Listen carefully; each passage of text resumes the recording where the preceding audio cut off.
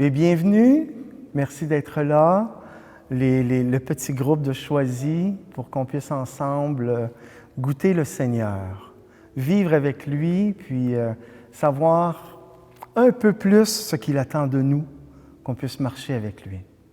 On va prendre une petite minute de prière, juste pour se mettre en présence de Dieu, parce que c'est lui qui fait tout.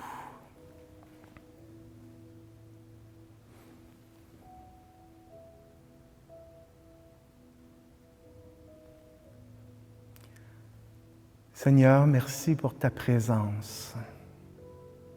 Merci d'être là, Jésus.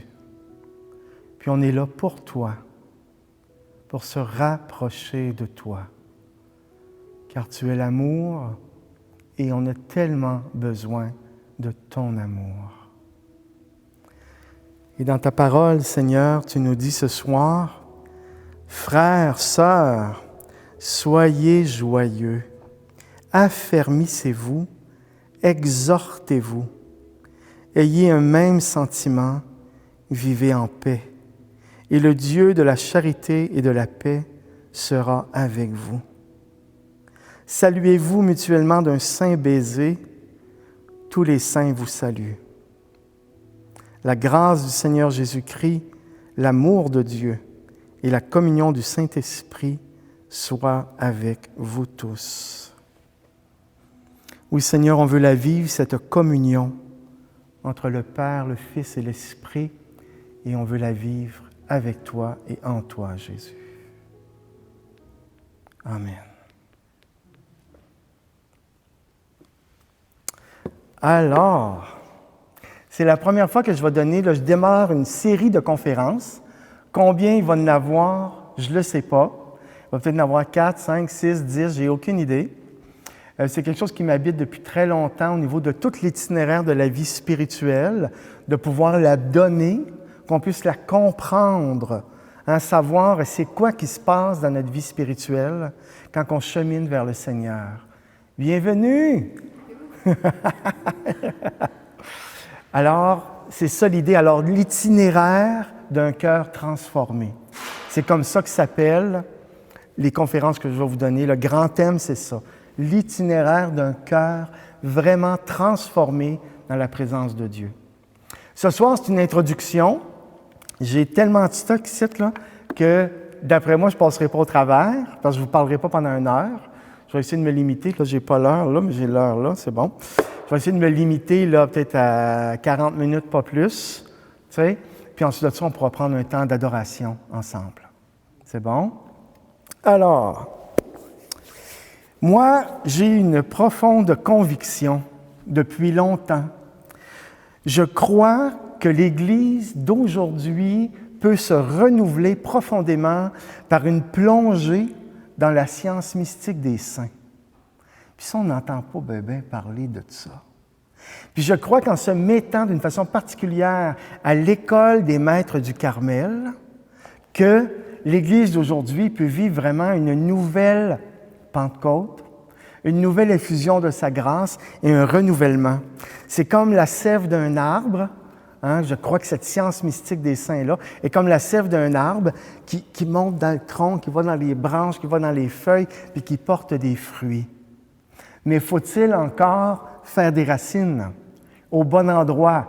Si on fait des racines dans un endroit où il y a juste de la roche, ça ne veut pas dire que ça va pousser fort. Alors, la science mystique des saints, c'est vraiment de s'enraciner au bon endroit. Je crois que ça peut insuffler dans toutes les sphères de l'Église, parce que c'est quelque chose d'universel. C'est pas quelque chose où on parle de la spiritualité du Carmel, mais en même temps, la spiritualité du Carmel, elle est universelle. Elle décrit le chemin spirituel, puis ça s'adresse à tout le monde. C'est pas juste spécifique aux carmélites puis aux carmes, là. C'est pour tout le monde. Puis je crois que ça peut renouveler, donner plein de vie, puis capable de féconder l'évangélisation dont on parle tant en conversions nombreuses. Moi, je crois vraiment que ça peut arriver. C'est ma conviction.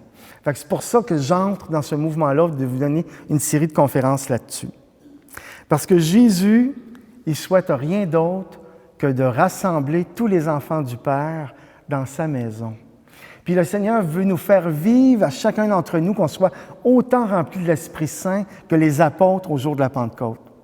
Croyez-vous ça? C'est pas une grosse certitude, là, mais c'est sûr que les apôtres ont eu leur mission bien à eux, hein? Mais la grâce de l'Esprit Saint, Dieu veut la donner vraiment intensément, profondément. La mystique chrétienne, c'est quelque chose de sublime, mais on n'en parle presque pas. Qui d'entre vous, là, je vais poser ma question autrement, c'est quand la dernière fois que tu as entendu parler de vie mystique? Hein? Avant-hier? Ah! Merci. OK. Amen! C'est bon! La vie mystique, on est appelé à ça. Puis quand je parle de vie mystique, je ne parle pas des phénomènes extraordinaires. Ça, il faut être clair là-dessus. Je ne parle pas des extases, de lévitation, les paroles intérieures, les visions. Je ne parle pas de ça. Ça fait partie de la vie mystique. Mais ce n'est pas de ça que je vous parle. Parce que ça, c'est des choses extraordinaires qui sont données comme Dieu veut bien le donner. Quand je parle de vie mystique, je parle de la vie chrétienne qui vit, le chrétien, la chrétienne qui vit sous l'influence de l'Esprit Saint d'une façon quotidienne. Tous les jours, être vraiment sous la motion de l'Esprit qui nous inspire des pensées, il nous inspire des paroles, il nous inspire des gestes dans notre quotidien. Puis ça, c'est super important parce que des fois, on peut chercher un peu les choses extraordinaires, mais pour la majorité d'entre nous, c'est dans l'ordinaire que ça se passe, puis c'est dans le quotidien. Puis la vie mystique, c'est la plus belle aventure qui soit. Je ne sais pas si vous vous souvenez de ça, il y avait une annonce à la TV, en tout cas moi quand j'étais jeune, là, toi tu ne sauras pas ça, là, tu n'étais pas né, mais c'était « Vous pouvez vivre l'aventure, là, venez dans l'armée canadienne ». Souvenez-vous de ça? Il y avait une annonce à la TV qui disait ça. Mais l'aventure de la vie mystique, c'est ce qu'il y a de plus grand. C'est vraiment ce qu'il y a de plus grand. Parce que c'est un contact intime avec le Dieu amour. Ce que Moïse a vécu là, quand il descendait de la montagne puis qu'il rayonnait, là, il y a eu un contact intense avec Dieu. Mais Dieu nous appelle à vivre ce même type de contact-là. La face ne rayonnera pas comme lui, là, mais c'est la même grâce à quelque part. Ce que les prophètes ont vécu dans l'Ancien Testament, ce que les saints ont vécu au niveau intérieur, pas nécessairement extérieur. Moi, je rêve d'un jour de pouvoir dire avec saint Paul, « Ce n'est plus moi qui vis, c'est le Christ qui vit en moi. » Tu sais, on peut le dire d'une façon, on a le sacrement du baptême, alors oui, le Christ vit réellement en moi. Mais on peut le dire comme lui, il l'a dit, il prend toute la place. J'ai une union complète avec lui, je suis transformé dans le Christ. Moi, en tout cas, j'ai vraiment le goût de ça. Mais, tu sais, il me semble que... tu sais, mais j'ai le goût de ça. Et j'espère que vous aussi. C'est notre appel, c'est pas réservé à une élite. Hein? C'est pas réservé à des Supermen et des Superwomen de l'Évangile. C'est du monde ordinaire. Puis quand on regarde les saints, on oublie que c'est du monde ordinaire. On le voit comme des vedettes spirituelles. Non, c'est du monde ordinaire. Puis tout ce qui est extraordinaire dans leur vie, c'est la grâce de Dieu. C'est pas eux. Hein? C'est vraiment l'action de Dieu. Tous, on est appelés à cette sainteté, donc à la vie mystique. Super important d'en prendre conscience, parce que c'est l'objectif ultime de notre vie. Tout ce qui nous arrive sur la terre est là pour nous conduire à l'union avec Dieu total. Que ce soit ça va pas bien dans mon couple, les enfants, le travail, la santé. Tout est là. Dieu veut se servir de tout ça pour nous orienter là, à cette union avec lui. Fait que tout ce qu'on vit sert à quelque chose. Tout. Il prend tout. Dieu, c'est le grand récupérateur. Hein, il y a son camion vert là, qui se promène, il fait de la récupération. Alors, il récupère toutes les choses de notre vie, tout au complet. Puis, il n'y a pas de distinction dans cet appel. Laïcs, religieuses, religieux, prêtres, moines, tous, on est appelés à la même chose, qui est cette union avec Dieu, cette sainteté. Puis, il n'y a pas de supériorité l'un vis-à-vis de l'autre. C'est égal, ça. Il y a des distinctions au niveau des appels, évidemment, mais l'appel de fond est le même, est vraiment le même. Puis une chose que j'ai constatée, moi, que dans la vie d'un laïc, à cause des responsabilités familiales, le travail, ainsi de suite, qui va être capable, disons, de prier une demi-heure par jour, Dieu va lui donner autant de grâce dans son 30 minutes de prière qu'il va en donner à un moine qui prie 5 heures par jour. Ça, là, je suis convaincu de ça. Sûr de mon coup. Ouais. J'ai vu des religieux, ainsi de suite, puis ils priaient des heures, là. Puis là, je connaissais des laïcs qui priaient moins, là. Je me disais, oh, il me semble que tu voyais la vie de l'Esprit Saint dans cette personne laïque. Puis là, je la cherchais un peu, là, dans l'autre, là. Puis pourtant, l'autre priait 3-4 heures, là. Tu sais? Fait qu'il n'y a pas d'échelle là-dedans, de dire ah, ça c'est mieux, ça c'est pas mieux. Ce qui est important, c'est qu'on suive notre appel personnel. Ça, c'est très important. Dieu donne autant aux laïcs, autant en moins de temps de prière, qu'il en donne à quelqu'un qui prie plus à cause de son état de vie. Si Dieu ne le faisait pas, là, il ne serait pas juste. Hein? Il serait vraiment injuste.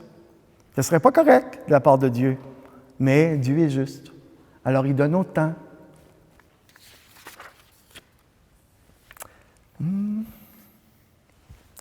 Cette formation a pour but de nous faire entrer dans une vie mystique et missionnaire. Parce qu'on est tous appelés aux deux, tout dépendant de l'appel. On est appelés à cette vie intérieure, bonsoir, bienvenue. On est appelés à cette vie intérieure profonde et à cet élan de l'Esprit Saint qui nous envoie en mission pour aider nos frères et nos sœurs à connaître Jésus. Chacun selon sa couleur personnelle. On va parler de plein de choses, parler de l'oraison, la différence entre la méditation et la contemplation. On va parler de la connaissance de soi, on va parler de découvrir les charismes, découvrir sa mission, d'une vie de docilité à l'esprit, le combat spirituel. Je vais parler de plein de choses dans la formation. Mais ce soir, je vais vous parler du but, du moins je vais amorcer le but parce que j'ai tellement de stock, mais après ça, on va parler de l'itinéraire. Hein, on va dire, OK, c'est par là qu'on s'en va, d'accord. Maintenant, qu'est-ce qu'on fait pour s'y rendre? C'est quoi le processus qui nous conduit jusque-là, qui fait en sorte qu'on peut vraiment atteindre l'objectif? Même si c'est une grâce, on a notre part à nous. On va parler du château intérieur de Thérèse d'Avila, la sécheresse dans la prière. Pourquoi c'est des fois si plate? Hein? Je ne sais pas si ça vous est déjà arrivé, là, de « Seigneur, ah ouais, Seigneur. Ouais. » Tu sais, des fois, là, c'est long et plate, la prière. Bien, il y a des raisons à ça. On va parler de porter sa croix, hein? L'importance de porter sa croix. Je ne suis pas un spécialiste, hein, je le dis en partant. Je ne suis pas un spécialiste là, qui a fait des études à pu finir sur la vie spirituelle. J'ai un certain bagage, j'ai des lectures, j'ai de l'expérience un peu, ce qui fait que ce que j'ai acquis, bien, je le partage. Hein? Puis s'il y a des choses que je vois que je me trompe, bien, à un moment donné, je vais vous dire « Ah, ça, là, je vous ai dit ça, je corrige le tir un peu. » Ça, je ne suis pas gêné de faire ça, là, ça ne me pose pas de problème. Ce soir, on va parler de c'est quoi un saint, une sainte. Evelyne, voilà, on vient de... Oui, c'est ça, on va parler d'Evelyne. Hein? On va parler de c'est quoi un saint, une sainte. Pourquoi? Pour nous donner le goût d'y aller. Pour nous donner le goût de se rendre jusque-là. Parce que c'est bien beau le dire, là, mais... tu sais, puis souvent, c'est qu'on regarde les géants de la foi, là. Hein, ça, je n'avais parlé avec quelqu'un. On regarde un Padre Pio, là, puis... Tu sais, je veux dire, là, c'est comme il est tellement haut qu'on se dit, ben, c'est impossible. Mais la sainteté, c'est pas ça. C'est pas ça. La vie, c'est pas facile. Êtes-vous d'accord avec moi? Oui, je pense que oui, hein. Puis si en plus, on ne sait pas où qu'on s'en va, puis pourquoi qu'on est là, puis c'est quoi le chemin pour s'y rendre, bien c'est pire. Hein? Quand les choses n'ont pas de sens, moi je sais que dans ma vie, ça m'est arrivé souvent de trouver que ma vie manquait de sens, puis en ce moment-là, c'était vraiment une torture. Tu sais, la vie qui manque de sens. Moi, si je peux souffrir, mais si ma souffrance a vraiment un sens, puis que ma vie a un sens, on avance. Mais si ça n'a pas de sens. Fait que vraiment d'avoir le sens, savoir où est-ce qu'on s'en va. Quand un homme ou une femme part en voyage, disons qu'il va aller en Californie. Hein, Nancy, tu vas aller en Californie. Fait que là, l'idéal, c'est de dire, on va parler à Google, là, notre ami Google, ou à l'ancien temps, on ouvrait des cartes, mais j'en ai encore une dans mon char, là, une grosse carte. On regarde l'itinéraire pour s'y rendre. On sait qu'il faut prendre telle autoroute, puis telle affaire, tu sais. Si on se dit juste, on s'en va en Californie, pas de GPS, puis pas de carte, ben, on va peut-être demander des directions pas mal souvent, puis on va être assez mêlé. Alors, on a besoin de dresser un itinéraire, de connaître comme il faut l'itinéraire. C'est très important de savoir où c'est qu'on s'en va. Alors, ce soir, je commence par la fin, je commence par l'objectif, qui est la sainteté. As-tu déjà été en amour? Oui, je pense que tout le monde, oui. Hein? Ça goûte bon, hein? Ah, c'est top notch. Hein? Tu sais, surtout les débuts, hein? À un moment donné, des fois, ça peut devenir un petit peu plus monochrome, mais surtout les débuts, tu sais, le cœur qui dépasse, puis on est bien quand on est en amour. L'amour humain, aussi grand soit-il, il est tout pâle et tout petit à comparer de l'amour de Dieu. Même s'il est magnifique, même s'il est voulu de Dieu, même s'il est extraordinaire, il est tout petit. L'amour de Dieu, c'est immense, c'est un feu dévorant. Puis sur cette terre, seuls les saints et les saintes nous disent vraiment de quoi il s'agit. Parce que ce sont eux qui l'ont vécu. Tu sais, moi je connais un homme que c'est pas un saint, là, puis il y a vraiment, là, je me souviens une fois, il y a une femme que je connais elle l'avait rencontrée juste comme ça, puis elle n'était pas croyante. Son mari amenait sa femme voir ce prêtre-là. Puis, elle a croisé son regard et elle s'est convertie. On sentait chez cet homme-là quelque chose de vraiment particulier. La présence de Dieu, imbibée dans cet homme-là. On est tous appelés, dans une certaine mesure, à vivre ça. Les saints, c'est les meilleurs exégètes de la parole de Dieu. Ce sont eux qui l'ont vraiment bien compris, bien interprété et bien vécu. Et si vous vous mettez à l'écoute, vous lisez des vies de saints, vous mettez à l'écoute de ce qu'ils ont écrit, vous allez voir qu'ils disent toute la même affaire. Ils vont tous parler là, du pardon héroïque. Ils ne se diront pas, oui, des fois on pardonne, des fois on ne pardonne pas. Ils vont parler du pardon héroïque. Ils vont parler d'une patience, de douceur, d'humilité, de don d'eux-mêmes jusqu'à la mort, d'accueil de la croix. Ils disent toutes les mêmes choses. Ils vivent toutes avec leur couleur à eux, mais c'est toute la même chose. Tout. Ils vont nous parler d'une foi totale en Dieu qui peut tout, qui s'occupe de tout et qui fait des merveilles. On a, petite parenthèse, dans nos vies, il ne faut vraiment pas hésiter à demander à Dieu de faire des merveilles. Tu sais, quand il dit « demandez, vous recevrez », là, vous n'avez pas assez demandé. Il dit ça. Vous n'avez pas assez demandé. Vous n'êtes pas assez fatigant. Tu sais, il y a le juge là, qui se fait achaler par la veuve. Là. Demandez. Alors, on a à demander les merveilles de Dieu. C'est un Père. Puis un Père qui est plein d'amour, il agit pour ses enfants. Les saints vont nous parler d'expériences d'union avec Dieu qui les a bouleversés, qui les a transformés. Si tu veux vraiment bien comprendre l'Évangile, lis la vie des saints. Tu vas avoir une interprétation de l'Évangile. Il y a des affaires, je ne suis pas en train de dire qu'il faut imiter les saints dans leur vécu personnel, parce qu'ils ne sont pas imitables. Hein?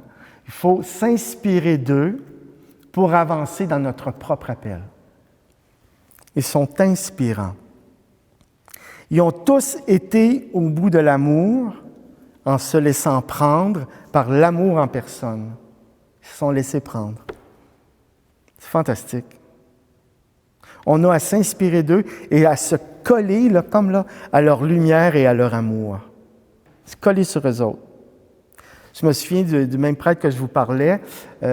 Moi, quand j'étais en présence de cet homme-là, je me sentais en sécurité. Je me sentais protégé de tout. C'était spécial.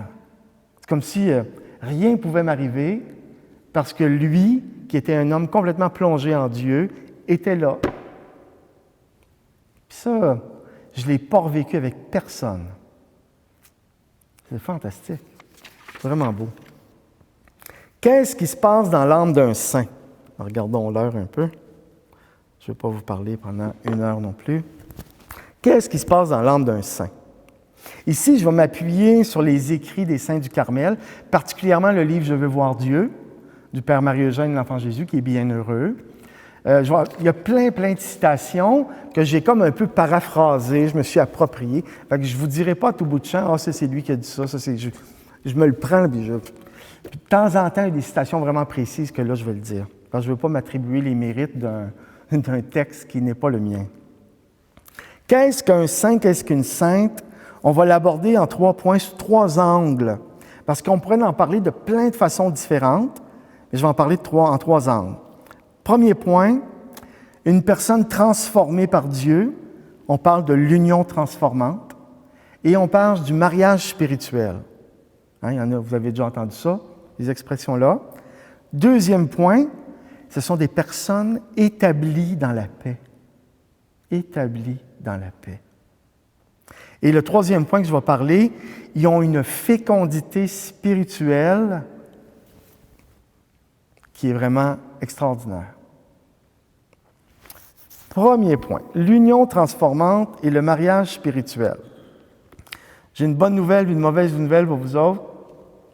On est tous appelés à l'union transformante, mais pas au mariage spirituel. Hein? Non, Evelyne, tu n'as pas vécu ça, là, le mariage spirituel? Tu ne nous as pas... Hein? On est tous appelés à cette union transformante d'amour en Dieu, mais ça ne veut pas dire qu'on va vivre le mariage spirituel. Qu'est-ce que l'union... Je vais y revenir après. Qu'est-ce que l'union transformante? Les 2 volontés, la mienne, celle de Dieu, celle de l'âme et celle de Dieu, sont d'accord entre elles. L'un veut toujours ce que l'autre veut. Toujours. Fait qu'il n'y a pas de chiolage dans la prière. « Seigneur, tu ne m'as pas écouté. Il y a des années, je te le demande. » Il n'y a pas ça. Parce que, comme la petite Thérèse, elle disait, « C'est ce qu'il veut que j'aime. C'est ce qu'il fait que j'aime. » Tu veux, je tourne à droite, Seigneur? Oui. Tu veux, je tourne à gauche? Oui. Telle prière n'est pas exaucée, merci Seigneur. Tu sais, c'est comme, je veux ce que Dieu veut. La volonté de l'âme est totalement conforme et semblable à celle de Dieu, transformée surnaturellement en lui. C'est surnaturel, ça, là. On ne peut pas faire ça par nous-mêmes. De toute façon, la sainteté, on ne peut pas faire ça par nous-mêmes. On a des choses à notre part, mais c'est vraiment l'œuvre de Dieu. Cette union transformante, ça veut dire que l'âme est conduite à une ressemblance profonde avec Dieu. Spontanément, là, dans votre tête, là, s'il y a quelqu'un que vous connaissez pour dire « Ah oui, cette personne-là ressemble vraiment à Jésus », y en a-tu une dans votre tête? Elle ressemble à Jésus, elle ressemble vraiment à Jésus. Hein? Le Seigneur, il veut que tout le monde puisse dire ça de chacune et chacun d'entre nous.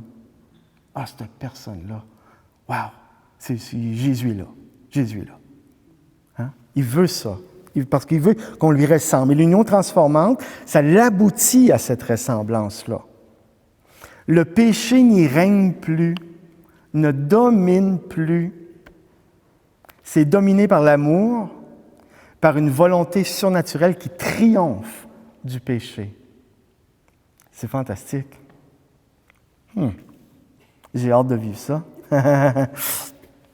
Le saint ressemble vraiment à Jésus. Puis ça ne veut pas dire qu'il y a des grands charismes.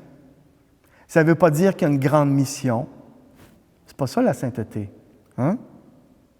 Ça ne veut pas dire que son visage, là, comme Moïse, je disais tantôt, quand tu descends de l'adoration du Saint-Sacrement, tu te retournes de bord et tout le monde sont là. Ah, il y a trop de lumière! Ce n'est pas ça que ça veut dire. Puis, ça ne veut pas dire que la personne fait des choses extraordinaires pour Dieu. Même pas. C'est au niveau de l'amour que ça se passe. Dans le Cantique des Cantiques, il y a une belle parole à la fin du Cantique. « Les grandes eaux ne pourront éteindre l'amour, ni les fleuves les submerger. » C'est comme un amour total. L'amour a établi son triomphe dans l'âme. C'est un vrai triomphe.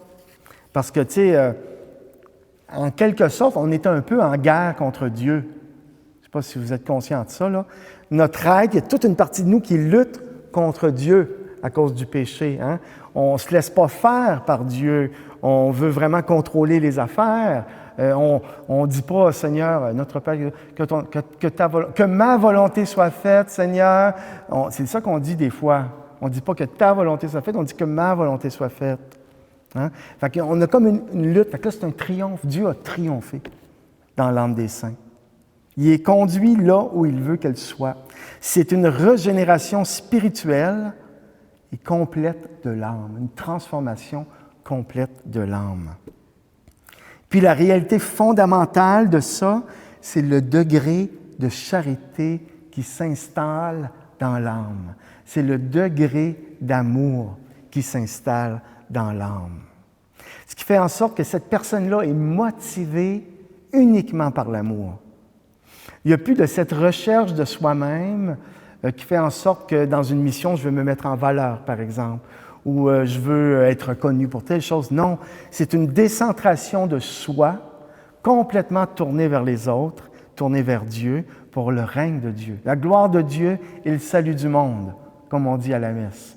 C'est vraiment l'orientation de la personne. Il n'y a plus de médisance sur ses lèvres, puis il n'y a pas besoin de forcer. Hein? Pas besoin de forcer. Non. Non. Là, il ne faut pas que je me trompe dans ce que je vais dire là, mais dans ce que j'avais lu, en dedans de nous, il y a le premier mouvement qu'on appelle. Hein? On a un premier mouvement. On voit quelqu'un, puis qui m'énerve. Premier mouvement. Ou oh, il est assez fin. Premier mouvement. Même le premier mouvement, dans l'âme des saints, à cause d'une charité tellement profonde, il est maîtrisé. Il y a un triomphe même là. Ça ne prend pas le dessus. C'est vraiment une transformation. Il n'y a plus de jugement qui condamne les autres. Il n'y a plus de haine et de colère, même pour les ennemis. Il y a même de l'amour pour les ennemis. Un vrai amour, là. Un souci de ses ennemis qu'ils vont en pleurer pour le bien de leurs ennemis. Ça m'est-tu déjà arrivé, ça? Je ne répondrai pas à la question. Puis, il y a un vrai souci. Le pardon est toujours donné. Toujours. Saint Silouane du mont Athos, qui était un moine orthodoxe, il dit ceci: « Il y a des hommes qui souhaitent à leurs ennemis et aux ennemis de l'Église les peines et les tourments du feu éternel. Aïe, aïe, aïe! Ils ne connaissent pas l'amour de Dieu en pensant ainsi. Qui a l'amour et l'humilité du Christ pleure et prie pour tout le monde. » Wow! Fait que ça prend vraiment un amour qui a transformé le cœur. Hein? C'est beau. Trouvez-vous ça beau? C'est beau, hein? Avez-vous le goût de vivre ça? Hein? Moi, j'ai le goût de vivre ça. L'amour devient une inclination de l'âme, une force, une capacité qu'elle possède pour aller vers Dieu et aller vers les autres, même dans des circonstances insoutenables et impossibles. Ils vont faire des choses au niveau de la charité, les saints, qu'il n'y a rien de raisonnable. Ça n'a pas de foutu bon sens, à force que c'est intense. Je ne sais pas si vous connaissez le frère Albert. Le frère Albert, c'était un laïc, mais il est devenu religieux. Il a fondé une communauté en Pologne, dans les années, je pense, 1800, quelque chose. Puis lui, son appel, c'était la miséricorde. Il y avait des quartiers en Pologne, dans telle ville, je ne me souviens pas laquelle, c'est-tu Cracovie? Je ne suis pas sûr. Je pense que oui. que même la police n'y allait pas parce que c'était trop dangereux. Puis là, il y avait, tu sais, la prostitution, le crime, name it, là. Puis il y avait des espèces de bunkers, là, puis le monde vivait là-dedans, les itinérants. Tu sais, c'était sale, ça n'avait pas de bon sens. Lui, il est parti, il est allé vivre avec eux, dans le trou. Il est allé se cacher dans le trou avec eux autres, nettoyer, pris soin des gens. Il y en a qui se sont joints à lui. Il a commencé à vivre là avec ses frères, une communauté. Tu sais, ça n'a pas de bon sens. Ça dépasse la mesure humaine. Lui, c'était un grand artiste, cet homme-là. Puis, il a tout quitté ça. Un moment donné, avant qu'il vive là-dedans, il accueillait les pauvres, il accueillait les gens, même les voleurs, tout le kit. Puis il y en a un qui savait qu'il n'était pas honnête, mais il l'accueillait chez lui, puis tout le kit. Puis un moment donné, il s'est fait voler. Le gars, il l'a volé. Fait que là, ses amis ont appelé la police. T'sais? Puis lui, là, il braillait de dire « Pourquoi vous avez fait ça, appeler la police? Voyons donc! » Il y avait tellement d'amour pour ce gars-là qu'il ne voulait même pas au nom de quelque chose qui a du bon sens, là, ça s'appelle la justice humaine aussi, là, même pas. C'était la miséricorde à l'état pur. Fait qu'un cœur transformé dans la charité du Christ peut aller jusque-là. C'est extraordinaire. Vraiment extraordinaire. Encore quelques minutes. Fait qu'on va poursuivre la semaine prochaine ou l'autre d'après. Là, je vous donnerai parce que je ne pourrai pas tout dire ce soir. Je vais finir avec ce point-là, qui est l'union transformante, puis les autres points, je les ai élaborés une autre fois. Le père Marie-Eugène, dans son livre, il va dire « L'âme est devenue divine et Dieu par participation. » Tu sais, dans le psaume, on avait ça aujourd'hui dans le psaume. On disait « Vous êtes des dieux, des fils du Très-Haut. » On n'est pas Dieu. On ne se fond pas en Dieu. Mais la vie de Dieu, les attributs de Dieu, les qualités de Dieu sont tellement partagés à une âme qu'on peut utiliser l'expression « vous êtes des dieux », à force que la ressemblance est grande. Puis il y a une petite phrase ici. Je vais y revenir après. L'âme, par la grâce sanctifiante, c'est la grâce de notre baptême. Que Dieu se rend présent en nous par le baptême, on appelle ça la grâce sanctifiante. On l'a tous, mais ici, c'est comme si cette grâce-là, quand on la reçoit au baptême, il y a quelque chose qui est au niveau embryonnaire, puis qui a besoin de grandir, s'épanouir. Puis là, ça l'atteint comme son apogée. Tu sais, ça prend toute la place. La grâce prend toute la place.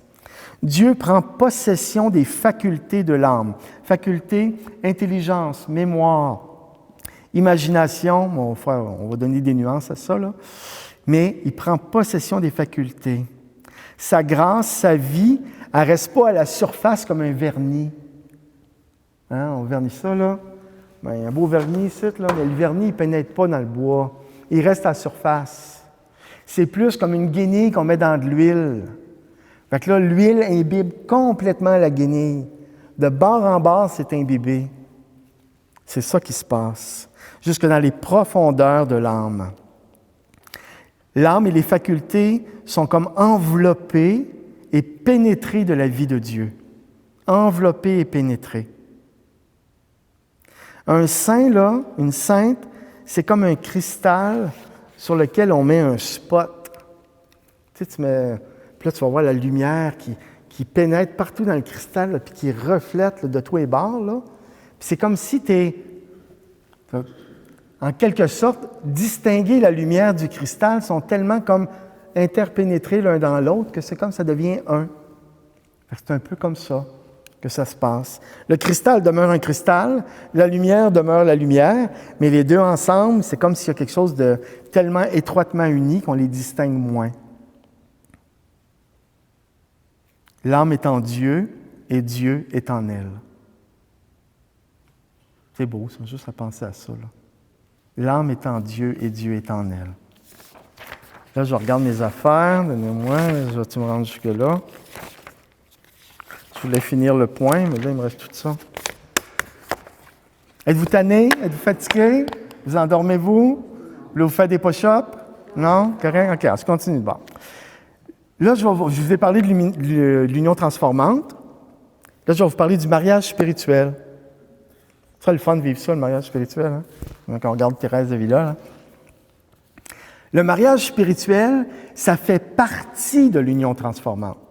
C'est quelque chose qui peut se vivre chez quelqu'un, mais cela ne détermine pas qu'une personne est une sainte ou un saint. Non, je me reprends. Oui, ça détermine qu'une personne est une sainte ou un saint, mais si la personne n'a pas la grâce du mariage spirituel, ça ne veut pas dire que ce n'est pas un saint ou une sainte. Hein? L'union transformante, c'est ça qui fait la sainteté.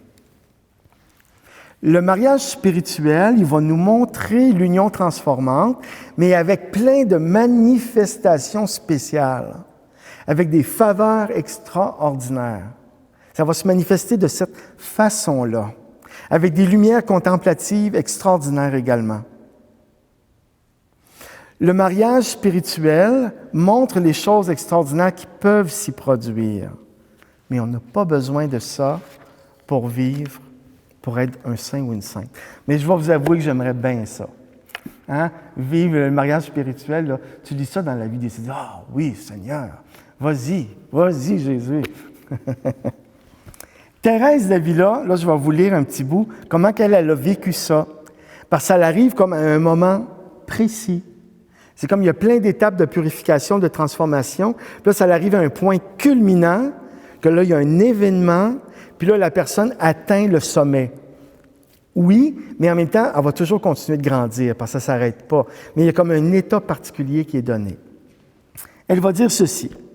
La seconde année de mon prieurrat à l'Incarnation, elle était la prieure d'une communauté. La communauté, le monastère s'appelait le monastère de l'Incarnation. La seconde année de mon prieurrat à l'Incarnation, le jour de l'octave de Saint-Martin, c'était hier la fête de Saint-Martin, hein? C'est quand même pas pire ça. J'étais sur le point de communier par les mains du Père Jean de la Croix, hein, Saint Jean de la Croix. Jésus me dit, « Ne crains pas, ma fille, que personne ne puisse jamais te séparer de moi. » Le Seigneur m'apparut alors dans une vision imaginative, comme d'autres fois, au plus intime de mon âme. En me donnant sa main droite, il me dit, « Voici ce clou. » Il n'a pas donné une bague, hein, il a donné un clou. « Voici ce clou. C'est un signe qu'à partir de ce moment, tu seras mon épouse. Jusqu'à présent, tu ne l'avais pas mérité. À l'avenir, non seulement tu verras en moi ton Créateur, ton Roi et ton Dieu, mais tu auras soin de mon honneur comme ma véritable épouse. Mon honneur est le tien et ton honneur est le mien. » C'est un échange, hein? C'est un échange d'amour, un échange d'alliance, de vœux. C'est comme c'est « je suis à moi et tu es à... je suis à toi et tu es à moi. » C'est fantastique. Il a donné un clou.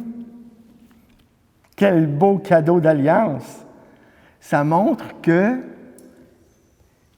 la croix continue d'être là. Hein? Et même les saints et les saintes sont capables d'en porter une plus grosse, parce qu'ils ont plus d'amour. Donc, ils portent beaucoup de fruits à cause de tout cet amour. Fait que ça lui est arrivé. Fait que ça, c'est un phénomène extraordinaire. Hein? C'est pas fréquent. Hein? Puis, dans la vie de certains saints, quand on les lit, on n'a pas ces choses-là.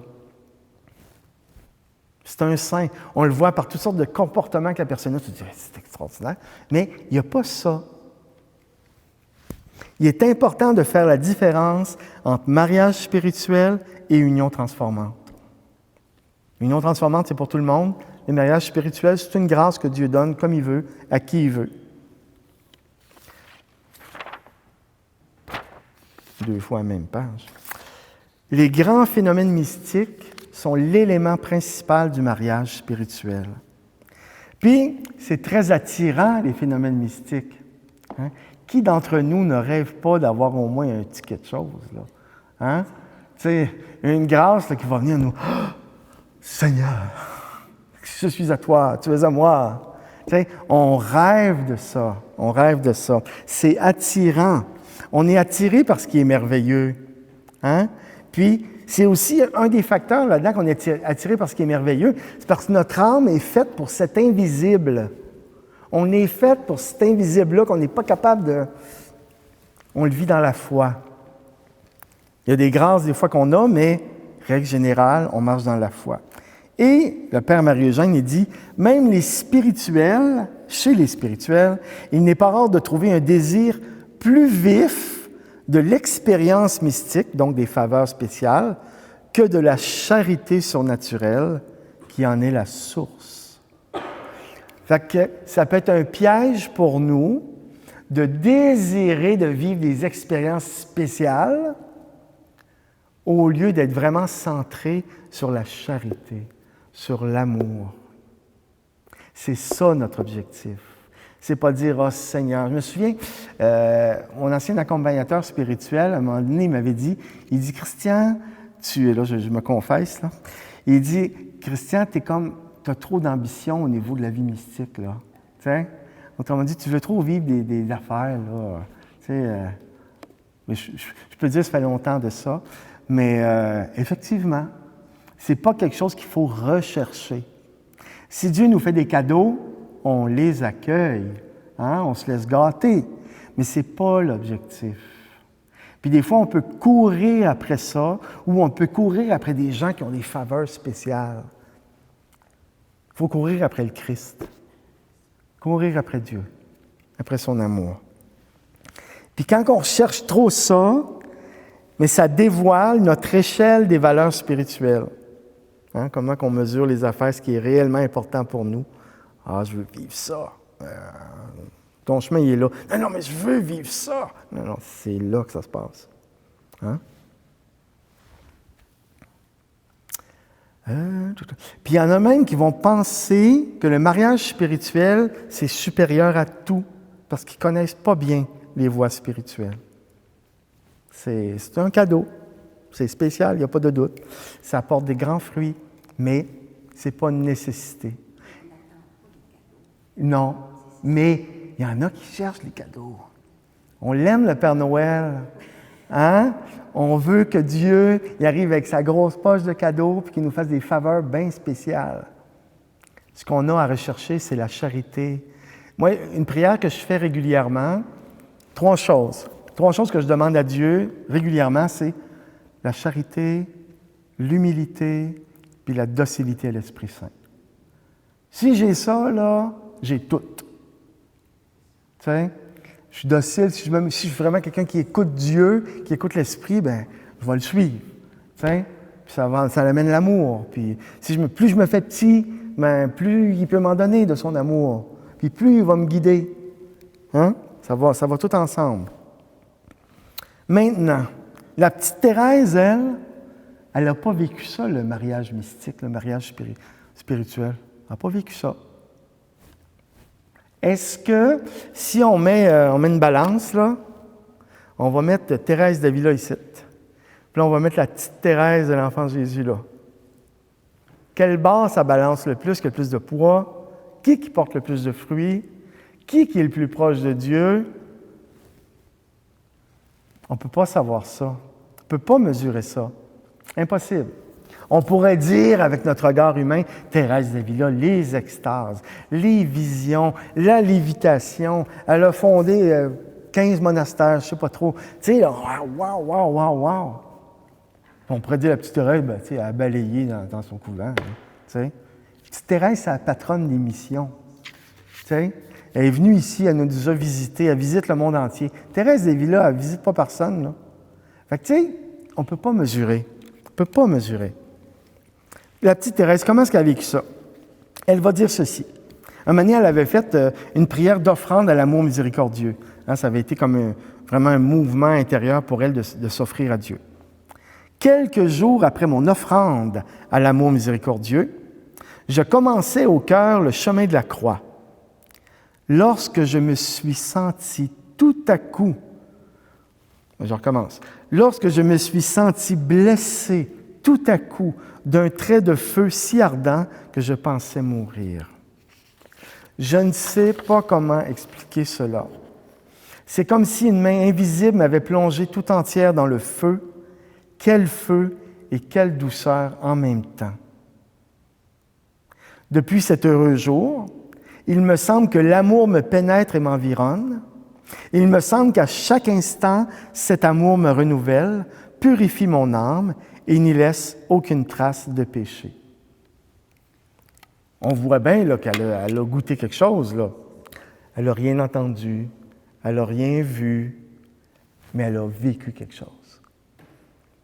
C'est une faveur, entre guillemets, extraordinaire, c'est la faveur des faveurs, mais il n'y a pas eu de phénomène là, super intense avec ça. Non, ça a été juste comme ça, le chemin de croix, puis saisi intérieurement. Mais personne ne s'est rendu compte de ça, là. L'union transformante est arrivée à ce moment-là pour la petite Thérèse d'Enfant Jésus. C'est beau, hein? C'est vraiment beau. Elle va dire, ah oui, à un moment donné, quand la petite Thérèse, au début, qu'elle a commencé à être connue avant qu'elle soit déclarée sainte, il était plus difficile de reconnaître chez elle les hauts états de vie spirituelle, cette union-là, parce qu'il n'y avait pas des grands phénomènes mystiques qui venaient avec. Fait que c'était comme, ouais, c'est vraiment... T'sais, ça a été étudié, tout ça, là, pour que les gens se rendent compte que, ah ben oui, tu sais. Puis même le Père Marie-Eugène, il va dire de la petite Thérèse qu'il disait, là, dès les débuts, avant qu'elle soit canonisée, qu'elle, elle va faire école, tu sais, elle va être une docteure de l'Église. Il le voyait. C'est sa petite voix. Puis ce qui est le fun avec Thérèse, c'est qu'elle est accessible pour chacune et chacun d'entre nous. C'est pas pour rien que c'est la sainte des temps modernes. Elle a comme un peu révolutionné la conception de la sainteté. Que ce n'est pas juste quelque chose à réserver à une élite. Parce que quand on regarde la vie de certains saints, il y avait tellement une constitution physique, une capacité physique inouïe. Ils jeûnaient comme des débiles. Ils dormaient pas gros. Tu sais, je veux dire, c'était d'une capacité humaine à la base qui était phénoménale. Moi, essayer de faire ça, j'ai essayé au début de ma conversion. Mais, je me suis usé, là. Je n'ai pas cette constitution-là, là. Tu sais, je n'ai pas à chercher à imiter ça, moi, là. Tu sais, ah, la petite Thérèse, par exemple. Ah, ça, c'est accessible. Mais quand même, la petite Thérèse, il y avait sa bonne sœur, là, que le chapelet toquait tout le temps, là, sur le banc, là. Tu sais, pendant l'oraison, là. Puis, fait que là, ça lui tapait ses nerfs, là. Tu sais, mais comment qu'elle disait ça? Elle voyait ça comme si c'était un... En tout cas, elle en faisait une prière. Ouf, quand même, je ne sais pas si j'aurais cette patience-là. Moi, j'ai des bouchons à la place. Hein? Je mets des bouchons, ça règle le problème.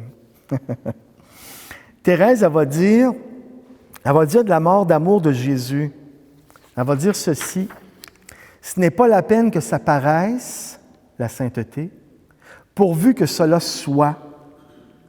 Notre Seigneur est mort d'amour sur la croix et voyez quelle a été son agonie. Jésus sur la croix, il n'a pas l'air d'un saint, il n'a pas l'air de Dieu, il a l'air détruit, il a l'air fini, capote. Mais c'est là qu'il agit avec le plus d'amour. C'est là que la grandeur de son amour se manifeste le plus. C'est sur la croix. Fait qu'il y a l'apparence, puis il y a la réalité. Hein? Le paraître et l'être. Fait que c'est dans notre être que l'amour a à s'établir. J'ai fini mon premier point. Pas pire. Il est quelle heure? C'est bon, c'est en masse, là.